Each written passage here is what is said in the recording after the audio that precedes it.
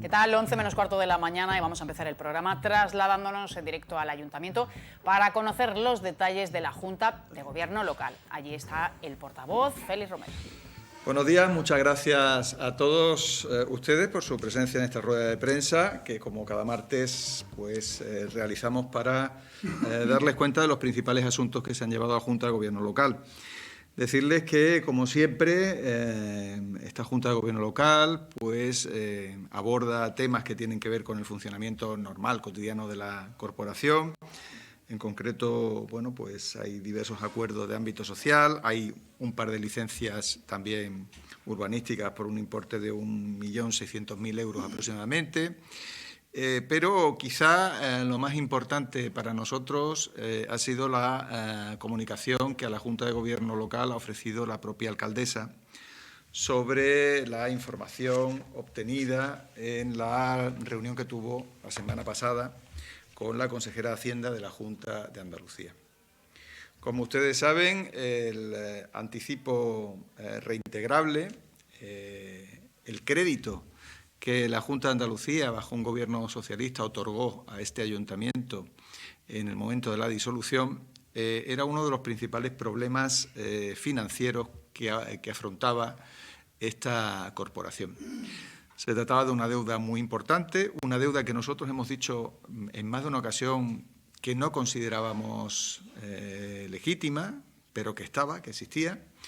Entendíamos que, y lo hemos dicho muchísimas veces en el Pleno Municipal, que en aquel momento lo que había que haber hecho era haber realizado esos 100 millones de euros en inversión que la propia Junta de Andalucía decía que no se habían realizado y aportar una ayuda que no fuese como tal un crédito. Pero este ayuntamiento, en el seno de sus competencias, en todo momento asumió la realidad que le tocó gestionar este equipo de gobierno. Asumimos la deuda con la Seguridad Social y con Hacienda, asumimos también la deuda con la Junta de Andalucía por este anticipo reintegrable. Durante el gobierno durante el gobierno a nivel nacional del Partido Popular se obtuvo un acuerdo que era un acuerdo muy beneficioso para el principal problema financiero que teníamos, que era la deuda con Seguridad Social y Hacienda, estableciendo a través de la Ley de Presupuestos del Estado un calendario de pago muy favorable que llegaba hasta el 2047 y con un tipo de interés del 1%. Ese acuerdo significó ni más ni menos que el salvamento, el rescate de este ayuntamiento que, gracias a eso, con sus recursos propios, podía financiar de forma viable toda la prestación de servicios y su funcionamiento, cosa que era imposible con el crédito o con las condiciones de la deuda que teníamos con Seguridad Social y Hacienda. Y en este punto les recuerdo que el propio Tribunal de Cuentas, en el momento de la disolución del Ayuntamiento de Marbella, 2007, ya vaticinó que con esas deudas y con esa obligación que tenía el Ayuntamiento estaba abocado, y decía literalmente, a la quiebra técnica en el año 2012. Ponía hasta una fecha en la cual se hubiese producido esa quiebra si nosotros hubiésemos mantenido ese cuadro financiero que teníamos. Pero, afortunadamente, como les decía, esas condiciones cambiaron a nivel nacional, pudimos estructurar nuestra deuda a nivel nacional y pudimos ir generando los recursos para que los servicios se fuesen llevando a cabo. Pero desde esa fecha en que nosotros conseguimos, en el tercer lustro de este siglo, en el año 2012 creo que fue, o 2000, por ahí, que conseguimos el acuerdo con Seguridad Social y Hacienda, desde ese momento exigimos a la Junta de Andalucía y pedimos a la Junta de Andalucía que como mínimo nos trasladase las mismas condiciones que estaba pagando o que estábamos en las que estábamos pagando el acuerdo que teníamos con Seguridad Social y Hacienda. Fue chocar contra un muro continuamente. Bajo gobierno socialista fue totalmente imposible que nos trasladasen esas condiciones que ya habíamos conseguido a nivel nacional, pues nos las trasladasen a nivel Junta de Andalucía. Y esto lo quiero señalar porque en muchas ocasiones se nos ha dicho que nosotros pedíamos la condonación de la deuda. Nosotros siempre hemos dicho que ese crédito no debía de haberse concedido, debía de haberse entregado a fondo perdido, pues como ayuda a este ayuntamiento. Pero jamás hemos pedido la condonación de la deuda. En la medida en que había una deuda, siempre hemos pedido simplemente condiciones, simplemente hemos pedido, en definitiva, condiciones que nos permitiesen devolver esa deuda sin necesidad de comprometer gravemente los servicios de los ciudadanos.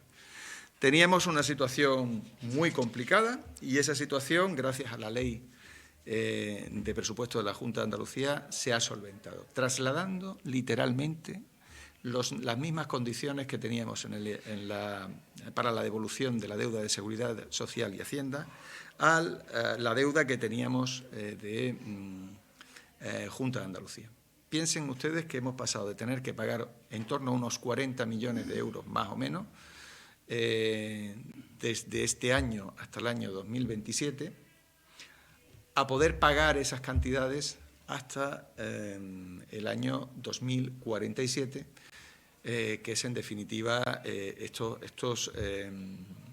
esta mejora que hemos obtenido. No solo eso, hemos pasado de tener un tipo de interés que era Euribor menos 0,10, que ahora se puede estar traduciendo perfectamente en más de un 3%, 4% de intereses, a tener ahora mismo un interés del 1%.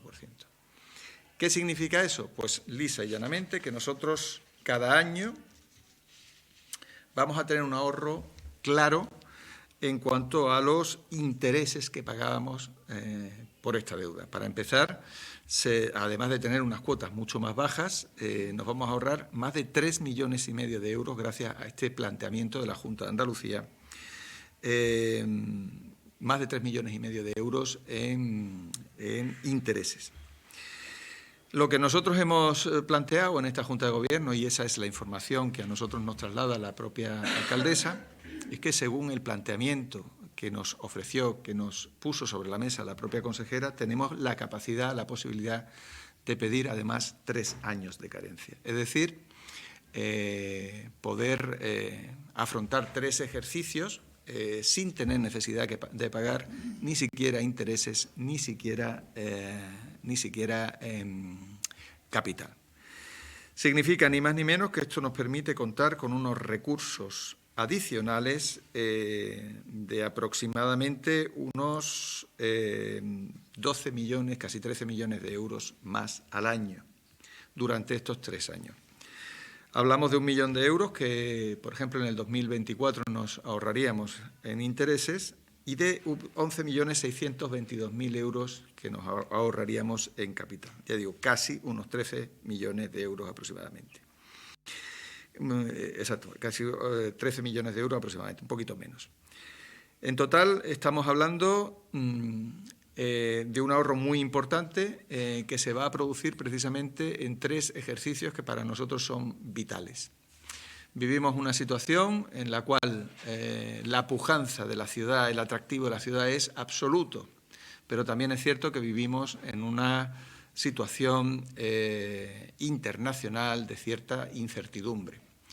Y creemos que el contar con los recursos suficientes para poder garantizar los servicios, para poder garantizar el ornato de la ciudad, es precisamente en estos 3 años más necesario que nunca.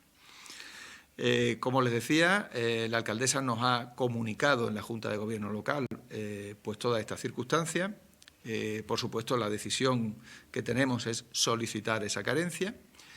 Y queda únicamente la definición de si esa carencia se puede solicitar y aprobar por Junta de Gobierno local o requiere que sea sometida a pleno municipal. Si pudiese ser aprobada por Junta de Gobierno local, lo haríamos la semana que viene. Si pudiese ser a través de pleno, pues también lo haríamos en el primer pleno en el cual se pueda llevar adelante.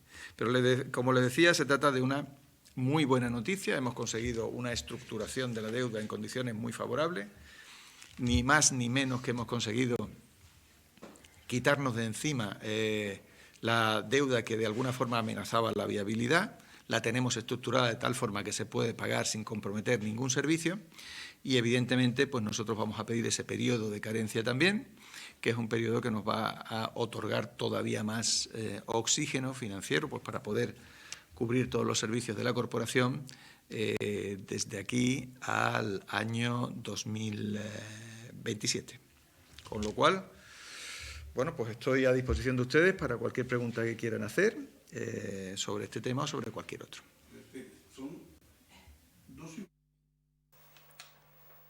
Bueno, pues así llegaba la Junta de Gobierno local de este martes. Ha sido el primer acto de la mañana, pero vamos a seguir repasando cómo llega este 13 de febrero. Alicia Aguilar, buenos días. Buenos días, Eva. Pues la jornada se va a desarrollar de forma intensa porque son muchos actos los que están previstos a lo largo de esta mañana. De hecho, ya se está celebrando en el vivero de empresas de la Plaza de los Naranjos un taller impulsado por la Delegación de Igualdad y Diversidad, destinado, mejor dicho, a la formación de la mujer en materia de gestión administrativa digital, puesto que se trata de fomentar y mejorar las habilidades emprendedoras y empresariales de las mujeres. A las 11 tenemos rueda de prensa del Sindicato Médico de Andalucía en Málaga. Van a hacer un análisis y diagnóstico de la situación en la que se encuentra la atención primaria en nuestra zona, en la comarca en la Costa del Sol Occidental, y media hora más tarde, justo después, tiene también otra rueda de prensa, por así decirlo, en el Hospital Costa del Sol, a las puertas. Es una concentración convocada por comisiones obreras, también es una huelga parcial de 2 horas. Va a estar protagonizada por plantilla del Hospital Costa del Sol, que viene reclamando que su salario se le pague el último día laborable del mes y no con un mes de retraso, como viene sucediendo desde el pasado mes de enero. Es la segunda concentración, pero además en esta ocasión es una huelga parcial de 2 horas, como decimos.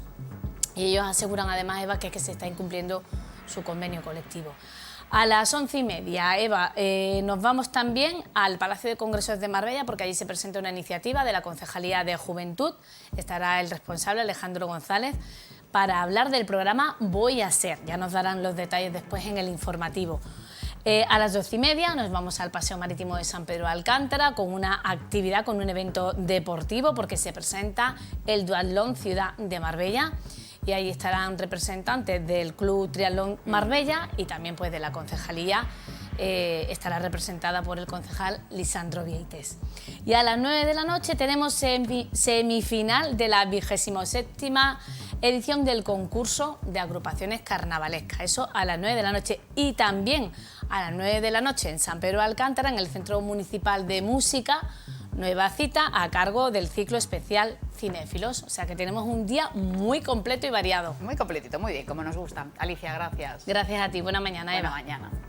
Bueno, hablaba Alicia de esa concentración en el Hospital Costa del Sol y vamos a hablar también de las movilizaciones, en este caso del sector del campo. Ayer se presentaban en rueda de prensa en son de unidad y con un calendario de movilizaciones que empieza, pues, mañana mismo. Vamos a hablar con Antonio Rodríguez, que es secretario provincial de COAG Málaga. Hola, muy buenos días. ¿Qué hay? Muy buenos días. Hola, ¿qué tal? Bueno, la situación más que complicada, ¿no? Todas las asociaciones del campo al final se han puesto de acuerdo y bueno, parece que no hay marcha atrás, ¿no? Pues así es, ¿no? Lo lamentable es que una vez más tengamos que estar en la calle los agricultores y los ganaderos, las personas encargadas de producir la alimentación para todos los ciudadanos. Esto es lo lamentable, que una vez más, repito, tengamos que estar en la calle. No hemos parado de hacer movilizaciones. Yo recordaba que en septiembre ya estábamos en Córdoba, ante las puertas de un Consejo de Ministros de Agricultura que allí se celebró. El día 1 de febrero estábamos desde las organizaciones agrarias también.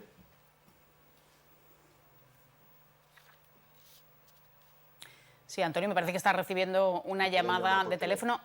Ahora sí, creo que ahora sí te podemos escuchar.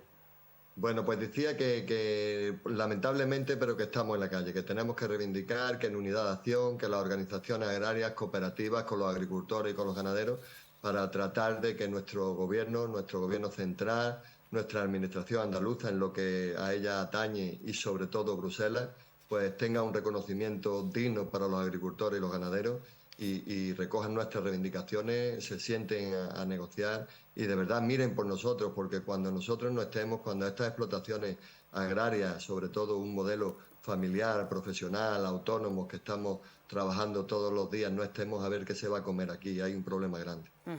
¿Cuál es la situación en concreto de Málaga? ¿Cuáles son los principales problemas? Pues mira, los principales problemas en Málaga es como casi en todos sitios, ¿no? Tenemos uno añadido, ahora más grave, que es la sequía, y en ese respecto estamos pidiendo que haya infraestructuras acordes para permitir que nuestras explotaciones agrarias y ganaderas puedan seguir produciendo. Pero sobre todo tenemos un problema de precios, no podemos seguir trabajando a pérdidas, hay una ley de la cadena que no funciona, eso hay que montarlo bien, hay que dotarla de contenido y los agricultores no podemos ser la mano de obra barata de Europa. Los agricultores tenemos que seguir produciendo, pero con unas condiciones dignas. Así no podemos seguir. Y luego, pues, una competencia desleal brutal, brutal, de terceros países.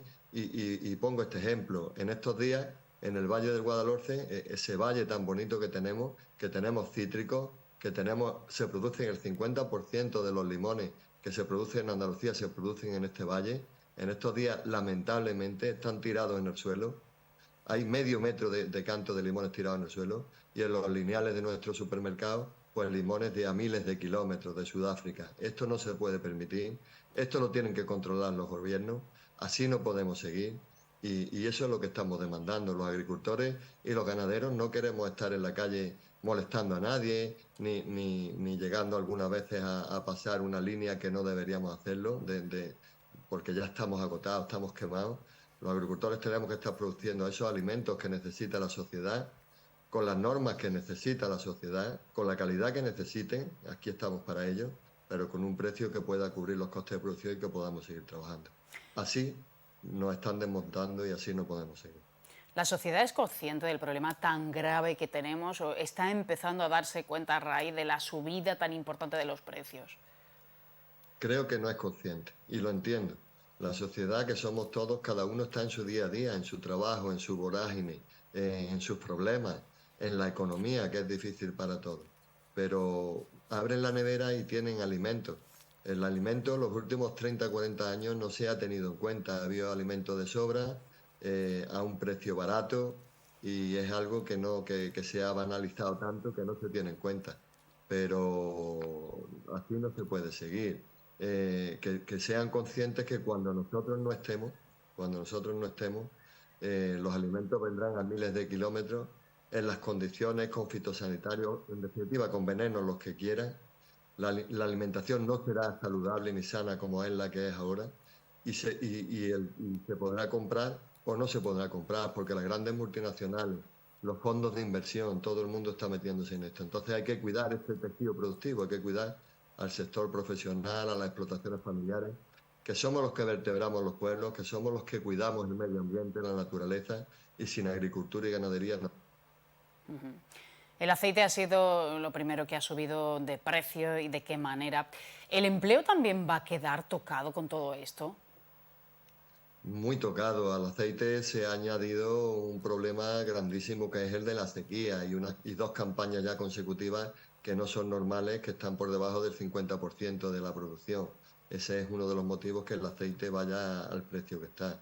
Pero también ponemos otros ejemplos. Beberse un Cuba Libre o beberse un whisky o cualquier otro licor de estos, pues vale 5, 6, 8, 10, los que pidan. Y se bebe, la gente no lo bebemos todos los días y no pasa nada. O comprar un paquete de tabaco. Con un Cuba Libre o un paquete de tabaco no estás alimentado y no puedes echar el día. Con un litro de aceite y un trozo de pan tienes para estar comiendo una semana. No se está teniendo en cuenta. La alimentación se tendrá en cuenta cuando escasee o cuando no estemos y quizás sea demasiado tarde. Por eso necesitamos el apoyo de la sociedad, necesitamos que nos entendáis y necesitamos que nos echéis una mano, porque al final esto nos da de lleno a todos. Y es momento también de replantear ciertos cultivos en determinadas zonas, porque ya todo no vale, lo estamos viendo con la sequía. Pues ese debate lo tenemos que afrontar con naturalidad, no hay más. Nosotros producimos pues en algunos sectores buscando la rentabilidad. Esto nos lleva así, como cualquier persona queremos vivir de nuestro trabajo y hay sectores que han tenido y tienen más rentabilidad que otras, por eso hemos cambiado algunos cultivos. Pero sobre todo lo que queremos es producir alimentos y que podamos vivir de ellos. Imagínense ustedes que no hubiera convenio laboral y que usted, en la televisión en la que está trabajando en este momento, el jefe le dijera a final de mes, pues mira, este mes va a cobrar 300 euros. O este mes va a cobrar 500. Ah, pues este mes voy a ser bueno y va a cobrar 1000. Así estamos nosotros y así no puede ser, así no puede ser. Ustedes pedirnos la sociedad que demande, que nos pida lo que quiera. En sanidad, en productos de muy buena calidad, que es lo que estamos haciendo. La sociedad que nos pida lo que quiera, que nosotros estamos dispuestos a ello. Pero también tienen que entender que tenemos que vivir de nuestro trabajo. No podemos estar a pérdida siempre, arruinándonos. Y así esto está llevando a que no hay un relevo generacional, que nuestros hijos no están entrando en los relevos generacionales ni nadie, porque es muchísimo más fácil, a corto plazo, estoy convencido y por eso lo he repetido, vivir sin trabajar que trabajar para vivir. Y esta sociedad, de esta manera, no nos lleva a ningún sitio. No, desde luego la situación es muy complicada, yo creo que se entiende perfectamente. Vais a empezar estas concentraciones a partir de mañana, habéis comunicado en qué zona vais a estar, porque habéis expresado que no queríais molestar, ¿no? Solamente se quiere llamar la atención al final. Claro, los agricultores y los ganaderos queremos estar trabajando en nuestras instalaciones, en nuestro campo, con nuestro ganado. No queremos molestar a nadie, no somos vándalos.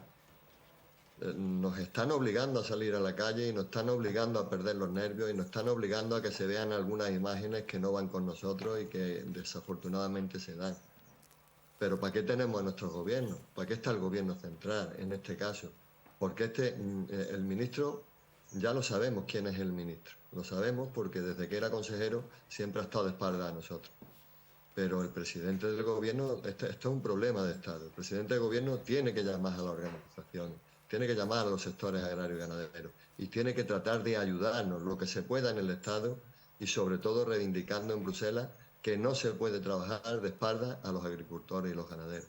Entonces hay una serie de medidas, que algunas de las más importantes ya he dicho antes, que nos tienen que ayudar, que tienen que resolverlas y que nos tienen que animar a trabajar, pero pudiendo trabajar y viviendo de ello. Esta manifestación llegará mañana, 14 de febrero, y la próxima la anunciáis para el 21. Bueno, ¿qué esperáis finalmente? Os habéis sentado con las administraciones, pero bueno, todo ha quedado en el aire, ¿no? No, está todo en el aire. Nosotros queremos el reconocimiento de las instituciones, pero casi más importante el reconocimiento de la sociedad. La sociedad tiene que mojarse aquí, nos tiene que echar una mano, tiene que venir con nosotros.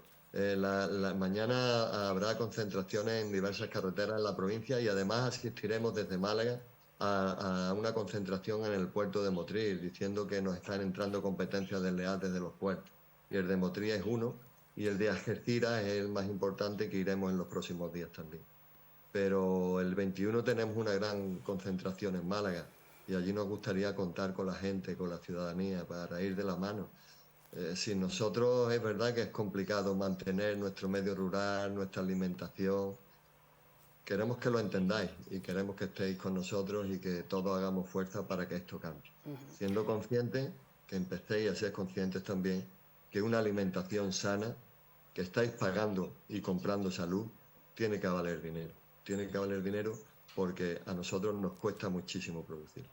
Antonio, yo creo que se entiende perfectamente, la realidad es muy compleja y desde luego al sector agrario hay que apoyarlo. Muchísimas gracias y suerte. Muchísimas gracias a ustedes. Antonio, gracias. Seguiremos hablando. Bueno, un tema que se entiende perfectamente, apelaba al final al apoyo de la sociedad, yo creo que lo tienen, y algo que no se entiende en absoluto, una sentencia que acabamos de conocer, y es que, bueno, una jueza acaba de desahuciar a un hombre de 40 años, a su hijo, que no quería irse de casa, trabajaba, tenía recursos económicos y, bueno, se había trincherado en su propia casa, así que, bueno, una sentencia lo ha echado de su casa. Pablo González, muy buenos días. Hola, buenos días. Bueno, un tema al lado del otro resulta de risa. Sí, pero sobre todo has hecho una introducción perfecta, porque yo venía, cuando me propusisteis el tema, venía preparado para intentar recordar a la gente de lo que vamos a hablar, que se trata de una persona que tiene recursos económicos, creo que son 40 años. 40 lo que tiene, años. pero además 40 años con ocupación. No sé cuál es el trabajo, pero parece ser que tiene. Y tú lo has planteado perfectamente, porque eso, a los que nos los que nos estén viendo, cambia un poco la visión del asunto, ¿no? Entonces, Es que estamos en una realidad que cuesta mucho trabajo de entender, ¿no? Los hijos tienen una serie de derechos, evidentemente. Hasta hace poco no se podían desheredar, ¿no? Ahora nos explicarás un poco en qué situación estamos. Pero claro, no te puedes atrincherar en la casa de tus padres, ¿no? Que es un bien que no es tuyo, que es ajeno. bueno, sí, Eva, pero a ver, empezando por otra cosa, todos los que somos padres, y creo que tú también lo eres madre, esto obedece a una cuestión que ya no es, bueno, no es jurídica, Sí. no está reflejada en la ley todavía, pero que sí tiene una trastienda. Y la trastienda es la degradación moral que existe hoy en día. Es decir, esto se lo cuentas a nuestros padres, nuestros abuelos, y no les cabría en la cabeza. Es decir, la relación de respeto entre unos y otros era mucho menos hedonista que ahora mismo, que buscamos la satisfacción de esa persona. Lo que estaba buscando era ahorrarse dinero, vivir cómodamente en casa, en casa con sus padres, a los que además maltrataba, ¿vale? Porque todo esto, leyendo en profundidad la noticia, había dos formas de echar al hijo, y era por lo penal, por el maltrato a sus padres, pero los padres no han querido utilizar, y lo especifica muy bien su abogada, no han querido utilizar esa vía, que es bastante más desagradable, y han utilizado la más amable, que es como echar a alguien por la vía civil, donde allí, bueno, en principio no va a la policía, salvo que la persona se niegue, pero sí va una persona de juzgado a comprobar que esa persona sale, cambiar la cerradura si los padres quieren, para privarle de llaves, y es algo bastante más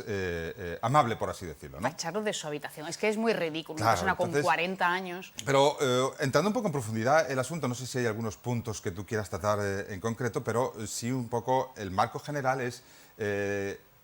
¿Tienen los hijos derecho a vivir en casa de los padres? ¿Hasta cuándo? ¿En qué condiciones? ¿Siempre? ¿No siempre? ¿Durante un tiempo? Bueno, hay que tener en cuenta una cosa, y es que en este caso se da la particularidad de que esto sucedió en Zaragoza. No sé si en la ciudad o en algún pueblo. Y Aragón tiene un derecho civil concreto. En España hay varios, Cataluña lo tiene, Aragón lo tiene, no sé si Baleares, ahora mismo no lo recuerdo bien, pero algunos tienen lo que se llama derecho civil foral, ¿vale? Y hay una particularidad ahí, que es la de que, según el derecho civil de Aragón, los padres tienen la obligación de prestar alimentos hasta los 26 años. ¿Vale? Eso de entrada. Pero si no fuese así, sino que nos remitamos a lo que el resto del país, por ejemplo en Andalucía, bueno, los padres no tienen un límite, la ley De edad no no pone existe. un límite de edad. Todavía nos encontramos en los bufetes lo de que dice hasta los 18 años. Bueno, mire usted, eso se remonta a la época de Franco. Eso ya la ley cambió en su momento y estableció que hasta que los hijos lo necesiten o puedan valerse por sí mismos. Y esto es clave, ¿eh? O puedan valerse por sí mismos. Es decir, ¿en qué momento uno puede valerse por sí mismo? Aquí no se pagan vagos, ni Claro, se que paga a quieras malos valerte también estudiantes, tú mismo, ¿vale? ¿no? Exacto. Entonces hay un momento en el límite en el que ya dice, mira, pues ya has tenido que hacer lo que has tenido que hacer en la vida, si no lo has hecho ya es cosa tuya, pero ya tienes que... Este no es el caso, porque como tú bien apuntabas, una persona que tiene su trabajo, tiene sus ingresos, etc. Entonces, bueno... afinando mucho en la cuestión, alguien podríamos aclarar, ¿tienen derecho a vivir los hijos? Bueno, a ver, los padres tienen obligación de cuidar de los hijos y hasta que se puedan valer por sí mismos. Este ya tenía que haber salido hace mucho tiempo, porque lo podía, pero si no lo hubiese podido hacer, y quizá esto es una pregunta que pueda resolver muchas dudas de la gente, es decir, bueno... a ver, llegado un determinado momento, si llegamos a una situación extrema y no queremos utilizar la vía penal esta de los maltratos, pues es verdad que los padres pueden tener incluso la posibilidad de echar al hijo que no pueda valerse por sí mismo, de momento, por cualquier circunstancia, pagándole una pensión, pero echándole de la casa. ¿Vale? Porque la casa es uno de los elementos que los padres tienen que cubrir de los hijos, la habitación, el vestido, los medicamentos. Si yo no quiero ya que vivas conmigo y eres mayor de edad, y cuando son mayores de edad ya no tienen derecho a vivir contigo si no quieres, eso es una duda que la gente puede tener, si tú no quieres, superados los 18 años, siempre y cuando padre y madre estén juntos. Aquí no estamos hablando de divorcios, nada de eso. Padre y madre juntitos pueden echar a los hijos a partir de los 18 años. Dicho así, pues suena un poco fuerte, pero si lo matizamos ya no tanto. Es decir, yo te puedo pedirte que te vayas de mi casa, pero te tengo que dotar de la posibilidad de que vives en algún sitio. A ver, es decir, tampoco puedes dejar a los niños, a los hijos desamparados. Y pero eso pues puede depende pasar de la por... edad de la que estemos hablando. Bueno, ¿no? pero Porque... depende de la edad y del otro concepto, y es de si se pueden valer o no. Tú imagínate que estamos hablando de un chaval de 19 años. Claro, evidentemente que no. es Estará insoportable. estudiando, estará empezando a... Bueno, pues incluso al a establecer insoportable, su carrera. incluso al insoportable joven se le puede echar. Sí. Pero siempre y cuando le dotes de... Pues imagínate que los padres tienen capacidad y dicen, mira, te hemos encontrado un pisito en tal sitio, un estudio estupendo, y ahí te quedas, aquí tienes tantos euros para el mes y te vas. Bueno, es otra posibilidad. Si no, hay que aguantarles, ¿eh? Si no, hay que aguantarles. Y si te maltratan, pues entonces utilizar la otra vía. Pero es que en este caso ha llamado un poco la atención, pero el caso era, Eva, era un poco de libro, ¿no? Claro, evidentemente Es que era el muy dinero, eres pintoresco, muy 40 mayor. años, pero bueno, habrá muchas situaciones, a lo mejor no de 40, pero sí de 30 o al final personas eso con una ¿Sabes cuál es? potencialidad económica. ¿Sabes cuál es la edad media ahora mismo aproximadamente? Sí, serán unos 30 y tantos, ¿no? 30, 31. Ya estamos en 31, ¿eh? La edad media. Es verdad que habrá chavales que antes se puedan ir, pero los hay que se van más tarde.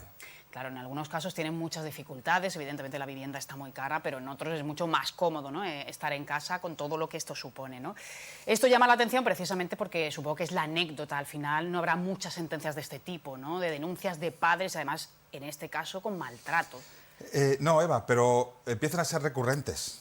Claro, abre Empiezan a una ser vía, recurrentes. No es la ¿no? primera vez que lo he oído. Ya lo he visto en 4 ocasiones, que son las que me han llegado a mí. Supongo que habrá cientos de casos. Es verdad que los normales son miles y miles, ¿vale? Pero siguen siendo un porcentaje muy bajito. Pero ya empiezan a darse de situaciones límites en las que, sin maltrato, los padres quieren vivir una jubilación tranquila. Sobre todo porque no es lo mismo vivir con los hijos cuando tienen 12 años que cuando tienen 35, que tienen ya sus vicios, sus manías, sus independencias y sus relaciones sociales. Y que no tiene ningún sentido. Claro. ¿En España se puede desheredar a los hijos? Sí. Sí, pero... Sí y no, ¿vale? Sí, pero con un pero muy grande, ¿vale? Mira, esto, antes hablábamos de la degradación moral, esto también está siendo objeto de un debate que no se atreven a lanzar. Pues yo no sé por qué, porque es que los partidos políticos a veces están en otras cosas y estas las dejan. Pero esto es un debate que hay en la sociedad ya y que creo que va por delante de los propios que canalizan los debates, que son los partidos políticos, ¿no? Y es que sí, ya sí hay un debate importante y ha habido alguna iniciativa legislativa en este sentido, que no ha quedado en nada, y es ya está bien, si la degradación moral de la sociedad está provocando que hijos falten el respeto a padres, vamos a ver esto del derecho de la legítima. La legítima, para los que nos están viendo, que sepan que es esa parte, esos herederos a los que no puedes quitar. Que si no dices nada en el testamento, va a ellos, ¿vale? Y que si dices algo en el testamento, tienes un margen.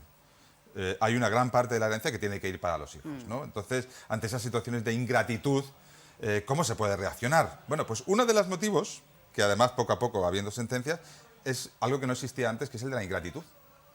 La ingratitud de hijos con padres. Ahora, los requisitos son, de momento, tan duros porque se van construyendo solamente por los jueces, porque el gobierno no se atreve, o las cortes no se atreven a legislar, y los jueces tienen que salir al paso de todo eso. Es una particularidad de nuestro país que es muy curiosa. Es decir, al final, como los legisladores no hacen nada, y los casos se dan, son los jueces los que tienen que resolver los asuntos y ya depende del corte de unos y de otros, lo hacen con los tirar pocos para un lado o para instrumentos que otro. tienen, ¿vale? ¿Pero qué sucede en Europa o en Estados Unidos en este sentido? Tú puedes desheredar directamente, no quiero que mi patrimonio vaya a mi hijo. Bueno, Eva, es que y no depende, argumentarlo. Claro, depende de los sistemas. Los anglosajones son muy liberales en ese sentido. Permiten que le dejes la herencia al gato. A quien quiera, sí. Son los casos de las películas, Sí. ¿no? De los telediarios. Ellos sí pueden. En Irlanda, por ejemplo, no hay obligación de dejar nada a los niños, ¿vale? Y en el Reino Unido también. Son los sistemas más latinos, romanos, los que heredamos toda la teoría de conservar el patrimonio para la familia, que es la base de todo esto, ¿vale? ¿Por qué tiene que haber herederos obligatorios? Pues un poco para que el patrimonio siga quedando en la familia, ¿no? Eso tiene sus partes buenas y sus partes malas, ¿eh? Porque a veces es verdad que vienen extraños a llevarse en los últimos días de los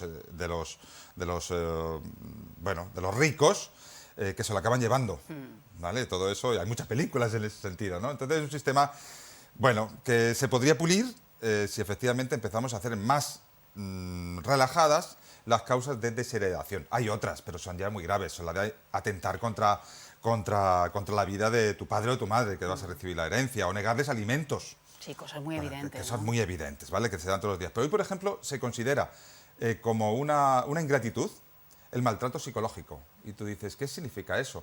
Aquellos hijos que deciden por cualquier excusa en la vida o por cualquier razón no ver más a sus padres. Conocerás miles de casos. Sí. Bueno, no miles, pero unos cuantos conocerás. Han decidido no volver a verles, tampoco llevarle a los nietos. Ya. Eso provoca un maltrato en los padres. Se lo merezcan o no se lo merezcan, será cuestión del debate. Pero en eso, bueno, pues es algo que ya se ha introducido y que ya ha habido ya sus primeras sentencias.